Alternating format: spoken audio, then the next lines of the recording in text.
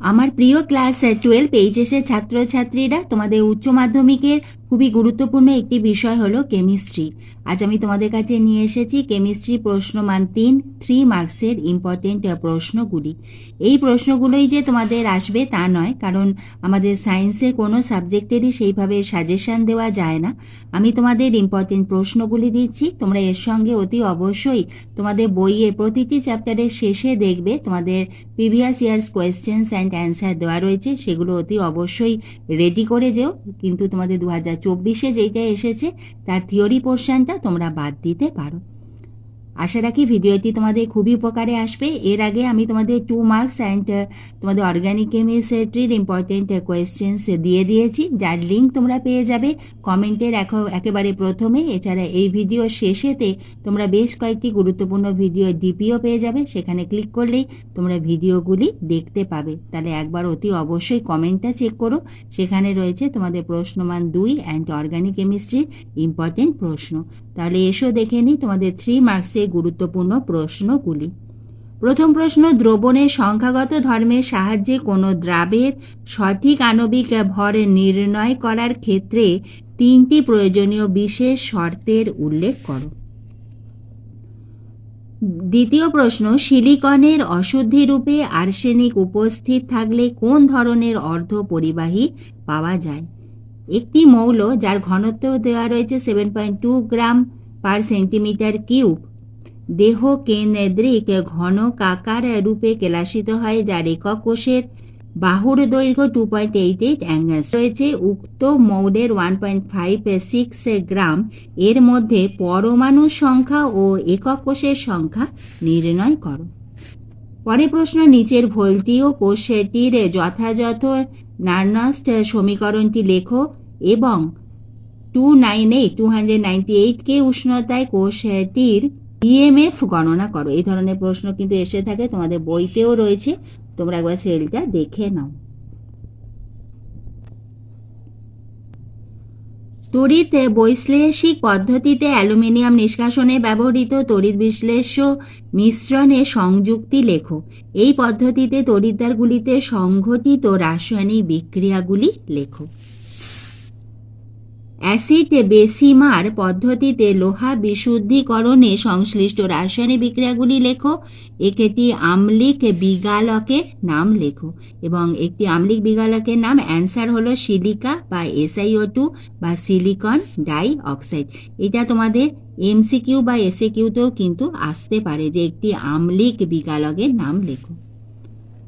পরের প্রশ্ন, প্রসিওডিয়ামের ইলেকট্রন বিন্যাস 4f2 5d1 6s2 না হয়ে 4f3 6s2 হয় কেন? অর্থাৎ এইভাবে ইলেকট্রনিক কনফিগারেশনের ওপরও কিন্তু তোমাদের প্রশ্ন আসতে পারে। এখানে আমি একটা এক্সাম্পল দিয়েছি, এই ধরনের প্রশ্ন কিন্তু আসতে পারে যে এর ইলেকট্রন বিন্যাস এইভাবে না হয় কেন এরকম হলো। এগুলো তোমাদের ইনঅর্গানিক কেমিস্ট্রিতে এই ধরনের প্রশ্ন এসে থাকে। অ্যান্টিনয়েডগুলিতে কোন জারণ স্তর সচরাচর দেখা যায়? কপার সালফেটে জলীয় দ্রবণে পটাশিয়াম আয়োডাইড দ্রবণ যোগ করা হলো। KMnO4 তীব্রভাবে উত্তপ্ত করা হলো। অর্থাৎ এইভাবে বিভিন্ন যে রিয়াকশনগুলো রয়েছে, যে এটাকে উত্তপ্ত করলে কি হবে, এর সঙ্গে এইটা মেশালে কি হবে, এর রং কেন এরকম হচ্ছে, এটা বর্ণহীন, এটা কেন রঙিন, এই ধরনের প্রশ্ন কিন্তু তোমাদের ইনঅর্গানিক থেকে তোমরা কিন্তু পেয়ে যাবে। পরে প্রশ্ন, কোন ধরনের বিক্রিয়া কৌশল দ্বারা নিচে যৌগের ক্ষারীয় আর্দ্র বিশ্লেষণ ঘটে? এবং সেখানে বিক্রিয়া কৌশলটি তোমাদের দেখাতে হবে। DDT এর পরিবেশগত ক্রিয়া লেখো। পরের প্রশ্ন, সিলভার পৃষ্ঠ কেন্দ্রিক ঘনকাকার জালক রূপে কেলাসিত হয় যদি একক কোষটির কিনারা দৈর্ঘ্য 4.07 × 10⁻⁻8 সেন্টিমিটার হয় এবং সিলভারের ঘনত্ব 10.48 গ্রাম সেন্টিমিটার⁻³ হয়, তবে সিলভারের আপেক্ষিক আণবিক ভর নির্ণয় করো। পরের প্রশ্ন, সঠিক ত্রুটি কি? একটি সরল ঘনকাকার জালকে প্যাকিং দক্ষতা নির্ণয় করো। একটি দ্রবণে মোলালিটি বলতে কি বোঝো? 27 ডিগ্রি সেন্টিগ্রেড উষ্ণতায় একটি 0.02 মোলার ইউরিয়ার জলীয় দ্রবণের অভিস্রবণ চাপ কত হবে? যেখানে আর দেওয়া রয়েছে 0.082 লিটার অ্যাটমসফিয়ার K⁻⁻1 mol⁻⁻1। পরের প্রশ্ন, 0.1 mkCl অর্থাৎ পটাশিয়াম ক্লোরাইড দ্রবণ দ্বারা পূর্ণ একটি পরিবাহিতা কোষের রোধ 80 Ω⁻1। পরিবাহিতা কোষটির কোষ ধ্রুবক 1 cm⁻1 উক্ত KCl দ্রবণের মোলার পরিবাহিতা নির্ণয় করো। অর্থাৎ মোলার পরিবাহিতা দিয়ে কিন্তু তোমাদের অঙ্ক আসতে পারে। নিম্নলিখিত দ্রবণগুলিকে আপেক্ষিক পরিবাহিতার নিম্নক্রম অনুসারে সাজাও। এখানে তোমাদের দেওয়া রয়েছে, প্রশ্নটা দেখো। এখানে আমি তোমাদের অ্যান্সারটা বলে দেবো, আগে তোমরা নিজেরা চেষ্টা করো, নিজেরা ট্রাই করো। নিম্নক্রম অর্থাৎ তোমাদের বড় থেকে ছোট সাজাতে হবে। এবার এসো আমরা অ্যান্সারটা দেখে নিই। আমরা জানি আপেক্ষিক পরিবাহিতার মান দ্রবণে উপস্থিত আয়ন গাঢ়ত্বের উপর নির্ভরশীল। এ কারণে প্রদত্ত দ্রবণগুলির আপেক্ষিক পরিবাহিতার নিম্নক্রম হলো, সব থেকে যেটি বড় সেটি হলো 0.5 m NaCl, তারপর 0.1 m NaCl, 0.05 m NaCl and 0.01 m NaCl। তোমরা অ্যান্সারটা দেখে নাও। পরের প্রশ্ন, জিঙ্ক ব্লেন্ড আকরিককে কার্বন বিজারণের আগে তাপজারিত করা হয় কেন? সমিত রাসায়নিক সমীকরণ সহ উদাহরণ দাও। পরের প্রশ্ন, ম্যালকাইট কি? এর সংকেত লেখো। তোমরা দেখে নাও। ম্যালকাইট হলো কপারের আকরিক, এর সংকেত হলো CuCO3.CuOH2। এটি প্রকৃতপক্ষে বেসিক কপার কার্বনেট যৌগ। পরের প্রশ্ন, জলীয় দ্রবণে Cu+ আয়ন সুস্থিত নয় কেন? তাহা ব্যাখ্যা করো। KCl এবং K2Cr2O7 এর কঠিন মিশ্রণকে গাঢ় সালফিউরিক অ্যাসিড সহযোগে উত্তপ্ত করলে কি ঘটে তা বিবৃত করো। সমিত রাসায়নিক সমীকরণ দাও।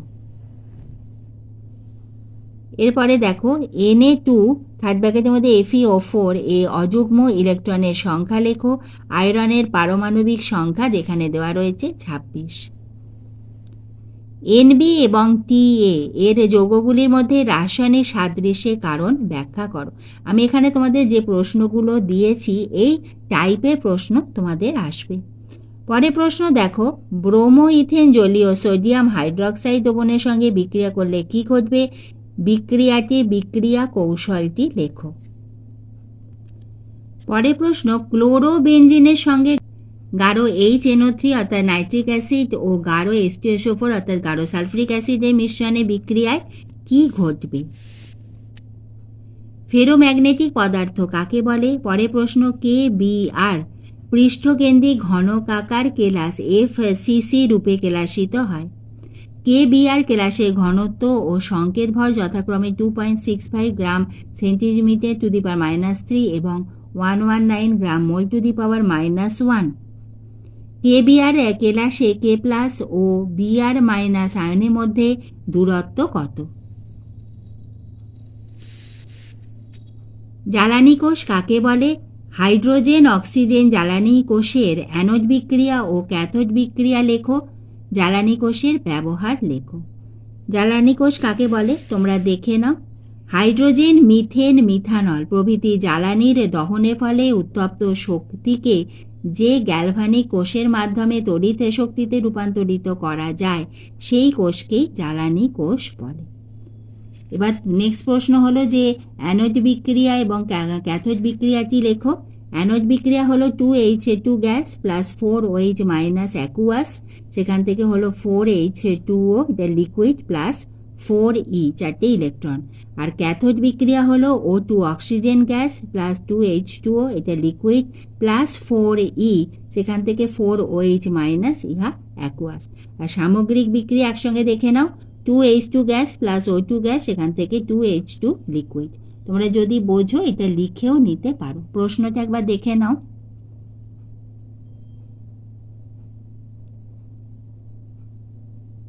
এবং অ্যান্সারটা। পরের প্রশ্ন, আপেক্ষিক পরিবাহিতার সংজ্ঞা দাও।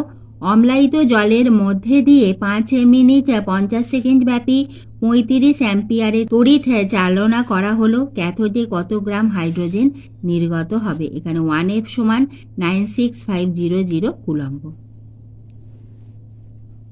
কপার ম্যাথ থেকে কপার নিষ্কাশনে শত বিজারণ প্রক্রিয়াটি সমিত রাসায়নিক সমীকরণ সহ লেখো। এই প্রক্রিয়াটিকে শত বিজারণ বলা হয় কেন? কপার ম্যাথ কাকে বলে এটাও কিন্তু পড়ে রেখো, খুবই ইম্পর্টেন্ট প্রশ্ন। পরেরটি দেখো, একটি সবুজ বর্ণে ক্রোমিয়াম অক্সাইড একে KOH ও KNO3 সহযোগে গলিত করা হলে হলুদ বর্ণের যৌগ বি উৎপন্ন হয়। বি এ জলীয় দ্রবণকে লঘু H2SO4 দ্বারা অম্লীকৃত করলে কমলা বর্ণের যৌগ সি উৎপন্ন হয়। বি ও সি কে শনাক্ত করো এবং সংশ্লিষ্ট বিক্রিয়াগুলির সমিত সমীকরণ লেখো। পরে প্রশ্ন, LaOH3 এবং LuOH3 এর মধ্যে কোনটি অধিকতর ক্ষারীয় এবং কেন? RS চিহ্ন উল্লেখ করে নিচে যৌগগুলির IUPAC নাম লেখো। এখানে দেওয়া রয়েছে, এই যৌগটির IUPAC নাম তোমাদের লিখতে হবে। RS নোমেনক্লেচার থেকেও কিন্তু এইভাবে প্রশ্ন এসে থাকে। পরে প্রশ্ন, একটি ঘনকাকার ঘন সন্নিবেশ CCP জালকে মোট ফাঁকা স্থানের সংখ্যা কত? ধাতব সোনা AU পৃষ্ঠ কেন্দ্রিক ঘনকাকার কেলাস FCC রূপে কেলাসিত হয়। 2 গ্রাম সোনায় একক কোষের সংখ্যা কত? যেখানে AU সমান দেওয়া আছে 197। পরে প্রশ্ন, পি টাইপ অর্ধপরিবাহী কাকে বলে? একটি ঘনকাকার কেলাস A এবং B মৌল দ্বারা গঠিত। B একক কোষের কৌণিক বিন্দুতে এবং A দেহ কেন্দ্রে অবস্থান করে। যৌগটির সম্ভাব্য রাসায়নিক সংকেত কি হবে? পরে প্রশ্ন, একটি দ্রবণের গাঢ়ত্ব 0.4 m 0.4 m। একটি দ্রবণের গাঢ়ত্ব 0.4 m এর অর্থ কি? এই অ্যান্সারটা আমি তোমাদের লিখিয়ে দেব। পরে আরেকটি প্রশ্ন রয়েছে, দেখো, 37 ডিগ্রি সেন্টিগ্রেডে 2 লিটার জলে কত গ্রাম গ্লুকোজ দ্রবীভূত করলে তা রক্তের সঙ্গে আইসোটনিক হবে? এখানে পাই রক্ত সমান 7.65 অ্যাটমসফিয়ার ATM অ্যান্ড গ্লুকোজের মোলার ভর 180 গ্রাম পার মোল, আর সমান 0.082 litre atmosphere, K⁻⁻1 mole to the power -1। এবার এসো আমরা এই অ্যান্সারটা দেখে নিই। একটি দ্রবণের গাঢ়ত্ব 0.4 মোল 0.4 m এর অর্থ কি? একটি দ্রবণের গাঢ়ত্ব 0.4 m অর্থাৎ গাঢ়ত্ব মোলারিটি এককে প্রকাশ করা হয়েছে। সুতরাং ওই দ্রবণের 1 লিটারে 0.4 মোল দ্রাবক দ্রবীভূত আছে। তোমরা যদি বোঝো এটা স্ক্রিনশটও তুলে নিতে পারো। পরের প্রশ্ন, Cu2+ Cu অর্ধকোষে প্রমাণ তড়িৎদ্বার বিভব +0.34 ভোল্ট বলতে কি বোঝো? নেক্সট কোয়েশ্চেন, একটি পরিবাহিতা কোষে প্লাটিনাম তড়িৎদ্বার দুটির মাঝে দূরত্ব 2 সেন্টিমিটার এবং প্রতিটি তড়িৎদ্বারে প্রস্থচ্ছেদ 4 সেন্টিমিটার স্কোয়ার। উক্ত কোষটির একটি 0.4 মোলার দ্রবণ দ্বারা পূর্ণ করা হলে কোষটির রোধ 25 ওহম হয়। দ্রবণটির মোলার পরিবাহিতা নির্ণয় করো। পরের প্রশ্ন দেখো, বায়ার পদ্ধতিতে বক্সাইট থেকে বিশুদ্ধ অ্যালুমিনা প্রস্তুতির সংশ্লিষ্ট সমিত রাসায়নিক সমীকরণগুলি লেখো। নেক্সট কোয়েশ্চেন, জিঙ্ক ব্লেন্ডকে কিভাবে জিঙ্ক অক্সাইডে পরিবর্তিত করা হয়? সমিত রাসায়নিক সমীকরণ সহ লেখো। And the next question, D block মৌলগুলির সাধারণ ইলেকট্রন বিন্যাস কি?